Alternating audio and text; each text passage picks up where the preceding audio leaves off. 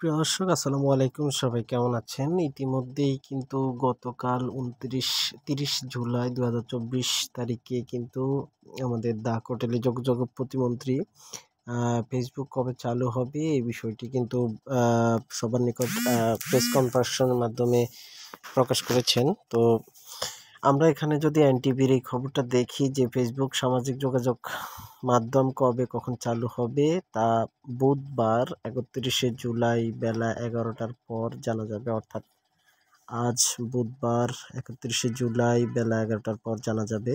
তো ইতিমধ্যে আপনারা দেখতে পাচ্ছেন 10টা 59, মানে আর 1 মিনিট পর জানা যাবে এই মুহূর্তে।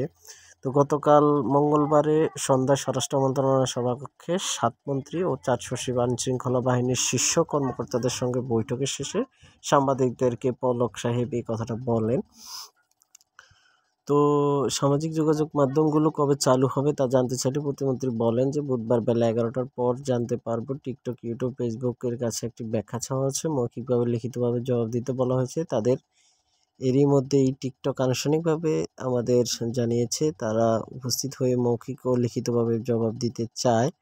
প্রতিমন্ত্রী আরও বলেন, ফেসবুক ও ইউটিউব সহ বাংলাদেশের টেলিযোগাযোগ নিয়ন্ত্রণ কমিশনে বিটিআরসি কোনো জবাব দেয়নি, যে কারণে এই 3 প্রতিষ্ঠানকে বুধবার যথাক্রমে সকাল 9টা, 10টা ও বেলা 11টায় বিটিআরসিতে উপস্থিত হয়ে ব্যাখ্যা দেওয়ার চিঠি দেওয়া হয়েছে। তাই বেলা 11টার পর। তো তিনি বলেছেন যে বেলা 11টার পর তাদের কাছে ব্যাখ্যা পেয়ে তা বিশ্লেষণ করে আর না পেলে আমরা আলোচনা সাপেক্ষে সিদ্ধান্ত জানতে পারবো।